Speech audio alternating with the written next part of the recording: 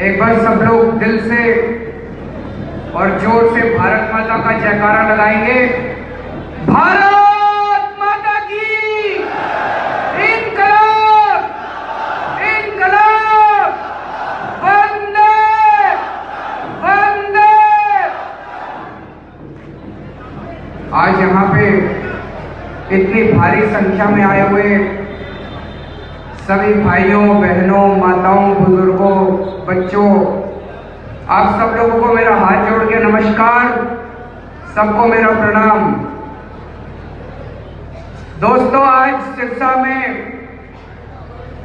School अस्पताल rally हो रही है।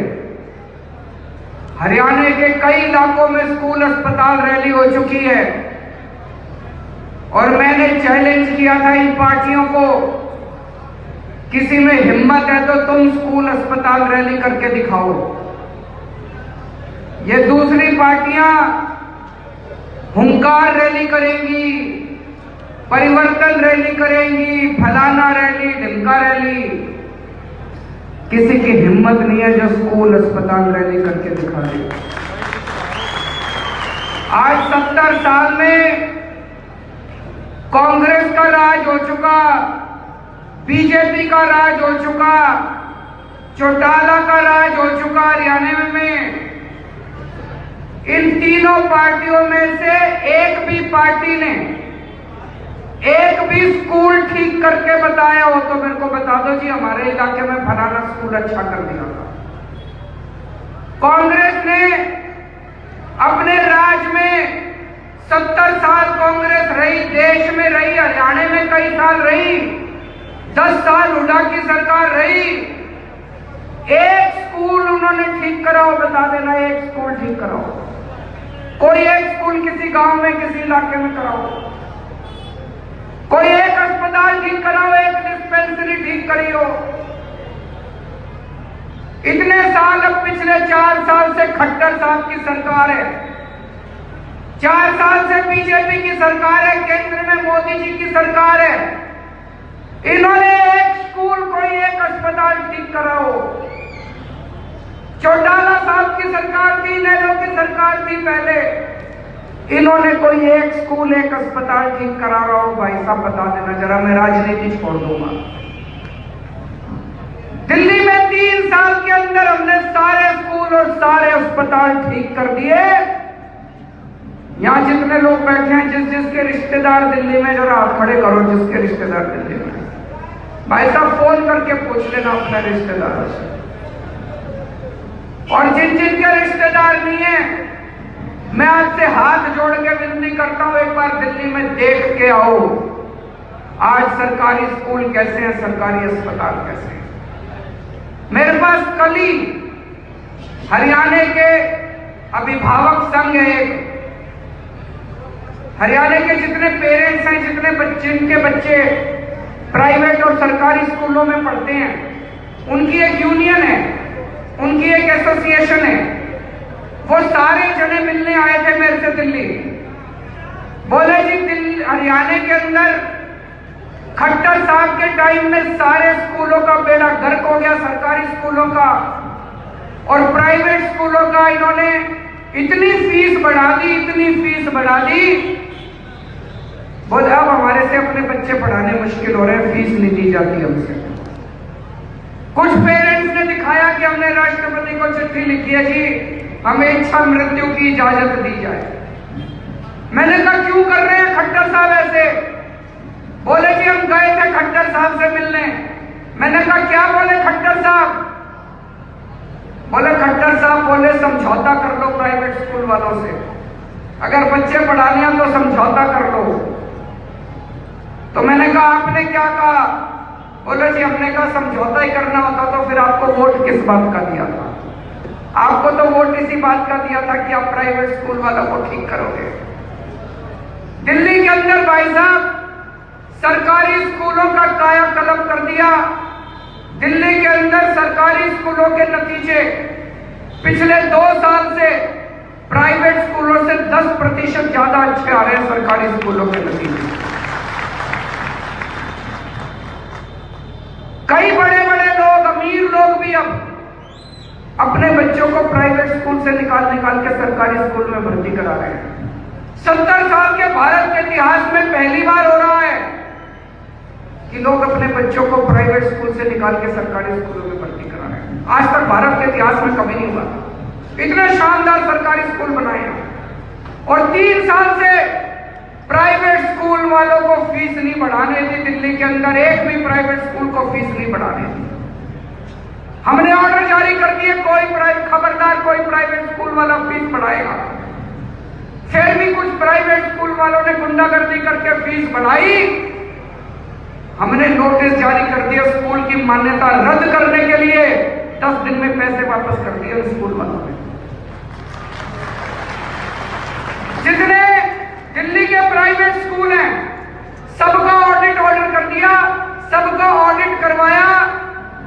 और शीला दीक्षित के टाइम पे हमारे से पहले 5 साल तक शीला दीक्षित के टाइम में भी जिन प्राइवेट स्कूल वालों ने ज्यादा फीस ली थी, पिछले 10 साल की सारी फीस वापस करवाई है भाई साहब पेरेंट्स। कभी सुना था इस तरह का काम? कभी सुना था प्राइवेट स्कूल वालों को फीस वापस करते हुए?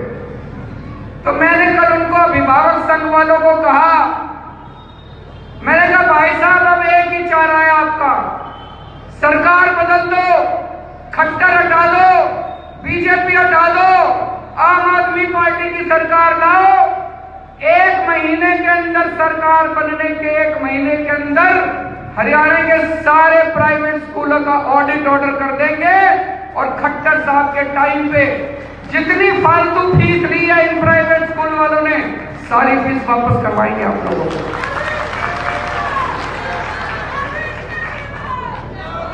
अगले 5 साल तक फीस नहीं बढ़ने देंगे हरियाणा के अंदर। और मैं हवा में बात नहीं कर रहा, दिल्ली में करके दिखाया है, अब हरियाणा के अंदर करके दिखाएंगे लोग। मैं खोखले वादे नहीं करता, दिल्ली में करके दिखाया, अब हरियाणा की बारी है। मेरे पास कुछ और लोग आए।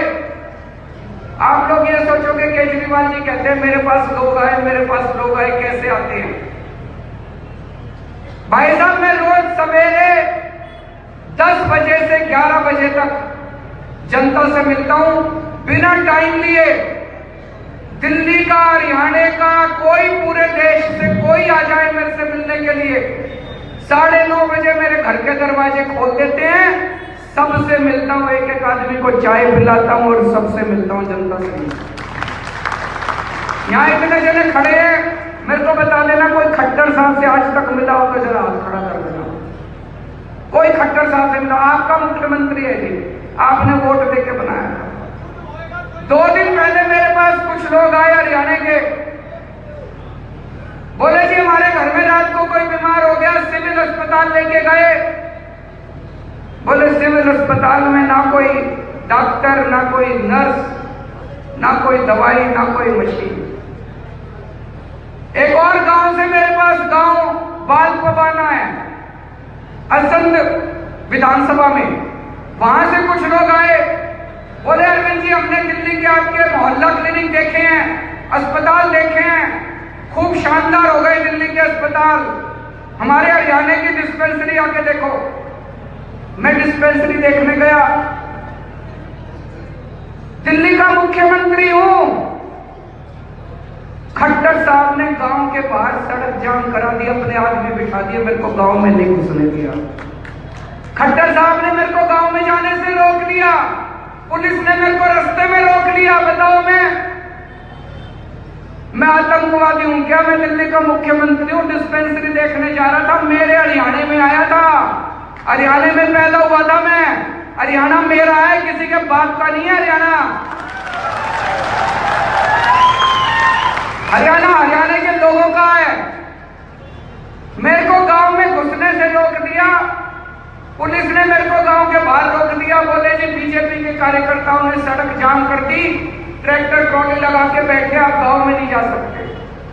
क्यों रोका उन्होंने? उस डिस्पेंसरी में भाई साहब कुछ नहीं था, उस डिस्पेंसरी के अंदर जानवर चल रहे थे। उनको लगा सारा मीडिया केजरीवाल के साथ जाएगा, मेरी पोल खुल जाएगी। दोस्तों, अगर अपने को हरियाणा के अस्पताल और हरियाणा की डिस्पेंसरी बदलनी है, अभी तक अपने पास मौका नहीं था, अभी तक मजबूरी थी। एक बार इनेलो, एक बार कांग्रेस, एक बार बीजेपी, एक बार चौटाला, एक बार खट्टर, एक बार हुड्डा। अब ऊपर वाले ने एक पार्टी भेजी, आम आदमी पार्टी।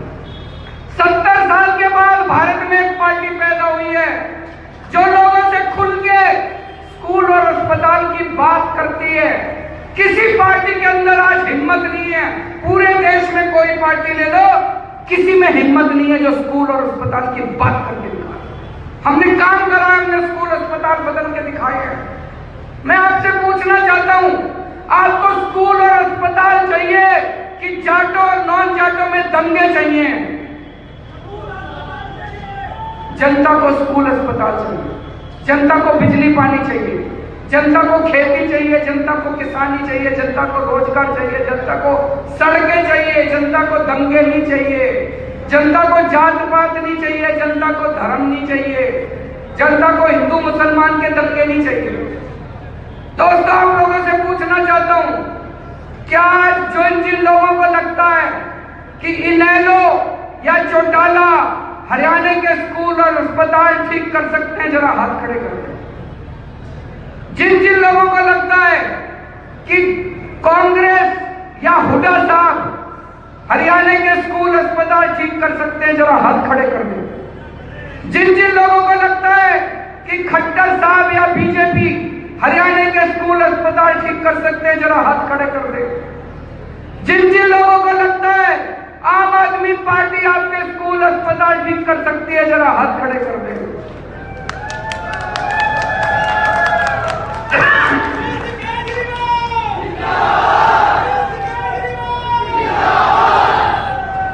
अगर आपको लगता है कि आम आदमी पार्टी आपके स्कूल अस्पताल ठीक कर सकती है, तो दोस्तों, अगर स्कूल अस्पताल चाहिए तो अगली बार आम आदमी पार्टी को वोट दे देना, फिर इन सारी पार्टियों को छोड़ देना।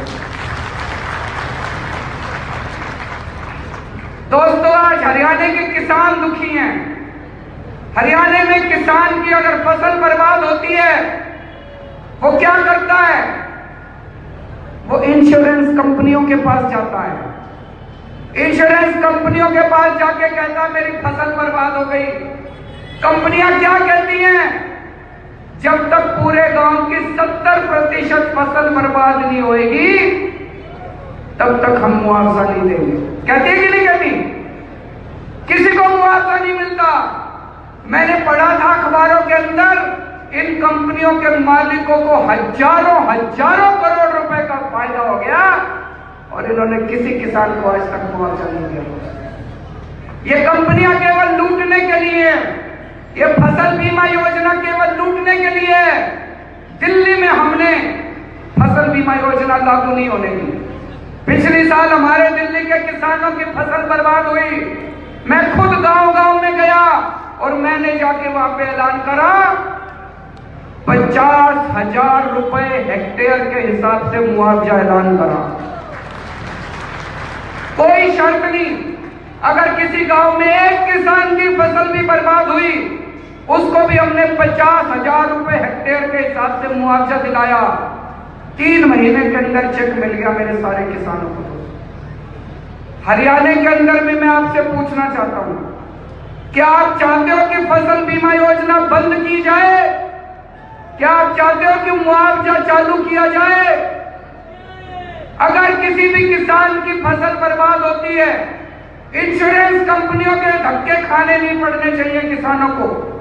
किसानों को सीधे सरकार मुआवजा दे और 3 महीने के अंदर उनके अकाउंट के अंदर मुआवजे की रकम आ जानी चाहिए। आनी चाहिए कि नहीं आनी चाहिए? हाथ खड़े करके बता दें। 78 गांव का वापस दे दिया मुआवजे के बाद भी। 78 गांव का ये इंश्योरेंस कंपनियां केवल लूटने के लिए हैं। उसी तरह से दोस्तों, हमारे शहीद बॉर्डर के ऊपर शहीद होते हैं, हमारे सैनिक शहीद होते हैं। इन सैनिकों के मैंने परिवारों को शहीद होने के बाद रोते हुए देखा है। हमारा सैनिक शहीद होता है, अपनी जान की कुर्बानी करता है, और उनके बाद कोई सरकार उनका ख्याल नहीं रखती। उनके परिवार उनके मरने के बाद रोते रहते हैं। हमारी सरकार ने दिल्ली के अंदर ये स्कीम निकाली है कि अगर किसी भी परिवार का व्यक्ति शहीद होगा बॉर्डर पे, शहादत के बाद उसके परिवार को 1 करोड़ रुपए की सम्मान राशि दी जाएगी। हमने कई लोगों को शहादत के बाद 1 करोड़ रुपए की सम्मान राशि दी है। अभी तक 20 ऐसे शहीद हैं जिनके परिवार को सम्मान राशि दी है। 20 करोड़ रुपए देने से दिल्ली सरकार कंगाल नहीं हुई। 20 करोड़ रुपए देने से दिल्ली के लोग कंगाल नहीं हुए। कोई भी सरकार दे सकती है, देना चाहिए। अगर हम अपने शहीदों का ख्याल नहीं रखेंगे तो पाकिस्तान रखेगा हमारे शहीदों का ख्याल।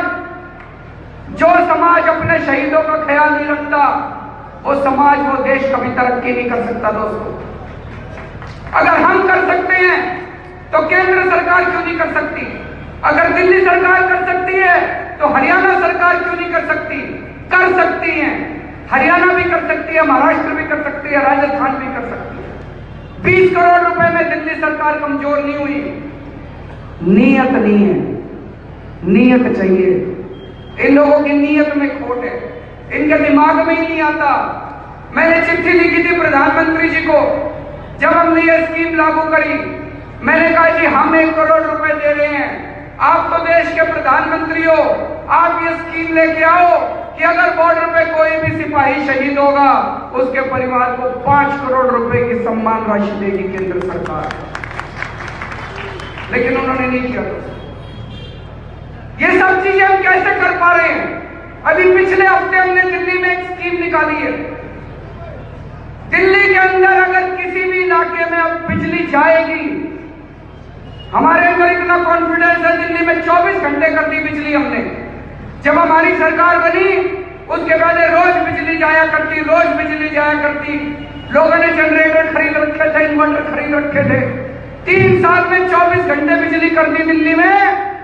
और पिछले हफ्ते स्कीम निकाली है, दिल्ली में अब अगर बिजली जाएगी प्रति घंटे 2 घंटे 50 रुपए का मुआवजा और उसके बाद 100 रुपए प्रति घंटे का मुआवजा किसी भी आदमी को दिया जाए। मान लो आपके इलाके में बिजली गई, आपके परिवार को 50 रुपए प्रति घंटे के हिसाब से पहले 2 घंटे के, और अगर 2 घंटे बाद भी बिजली नहीं आई तो 100 रुपए प्रति घंटे के हिसाब से आपको मुआवजा दिया जाएगा। कैसे किया हमने? क्योंकि हमारे में कॉन्फिडेंस है कि दिल्ली में बिजली नहीं जाएगी, और अगर कभी बिजली गई तो बिजली कंपनियों का टेटुआ पकड़ के ठीक कर देंगे उनको। मैं सोच रहा था हरियाणा सरकार अगर कर दे कि अगर हरियाणा के किसी गांव में बिजली जाएगी और उनको मुआवजा मिलेगा तो हरियाणा का तो सारा ही बजट मुआवजे में चला जाएगा। बिजली तो आती नहीं यहाँ पे, ना गांव में आती ना शहर में आती। दोस्त, अभी हमने दिल्ली में करा है। आप अगर किसी सरकारी विभाग में काम कराने जाते हो, आप अपना इनकम सर्टिफिकेट, आय प्रमाण पत्र बनवाना है, जमीन के कागज बनवाने हैं, पैसे देने पड़ते हैं नहीं देने पड़ते? रिश्वत देनी पड़ती है नहीं देनी पड़ती? दिल्ली में हमने करा है। अब आपको किसी दफ्तर में जाने की जरूरत नहीं है।